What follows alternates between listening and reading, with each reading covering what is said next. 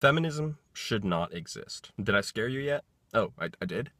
Oh, I'm sorry. Let me say that again. Feminism should not have to exist. So maybe a lot of you are already exploding with rage, but hear me out. I'm not saying that women should not be treated equal. In fact, I'm saying the opposite of that. Women should be treated exactly equal. In fact, while I personally would not say that I'm a feminist, according to Tumblr or Twitter or feel-good memes, I probably am a feminist. My thing is that everyone should be treated equally, independent of sex, gender, religion, color, orientation, number of cars they own, everyone. Well, then a lot of you will argue, then you are a feminist, and maybe you're right, but I consider myself a personist? Humanist? The purpose of this video is not to say that feminism is bad, it's just that it shouldn't have to exist. As humans, we are all extremely capable of treating everyone equally. Unfortunately, we live in a culture where discrimination is tolerated, perpetuated, and sometimes even celebrated. Not to toot my own horn or anything,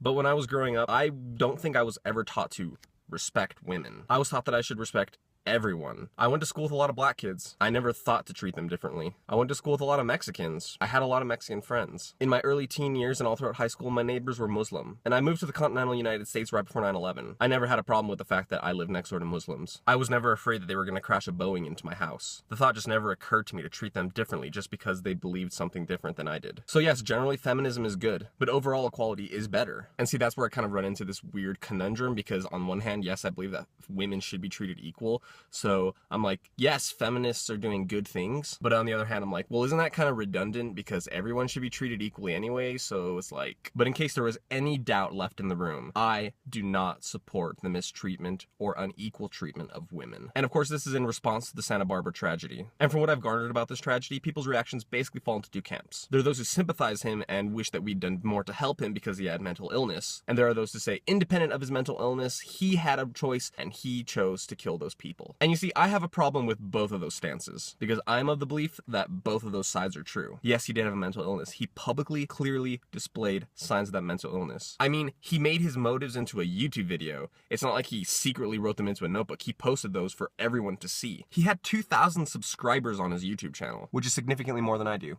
Click subscribe below. So on one hand, yes, he did have a mental illness and we kind of failed him. Reports say he was receiving treatment, but I think the YouTube videos speak for themselves that that treatment was not working and it was time to choose a new treatment. But on the other hand, he did choose himself to take the lives of those people. So while he doesn't get off scotch-free for having a mental illness, we can't ignore that either. Stupid truth, always resisting simplicity. I believe it all boils down to the fact that we need to treat everyone equally, independent of any sort of distinguishing factor. We need to imagine others more complexly and think about their perspective and their position and their beliefs. I think also part of the problem is that we come from a culture that places its greatest importance on romantic love. Like it's normal for you to have a good family, a good friendship base, but if you don't have a boyfriend or girlfriend, you feel like crap. I know because I've been there and I shouldn't have. This is often said towards men, but I believe it applies to everyone. You are not entitled to have someone be attracted to you. You are not entitled to the romantic interest of a person. There are many other forms of love and support that are just as important as romance. And above all, a person that is not attracted to you has done nothing wrong. A person that does not want to date you has done nothing wrong.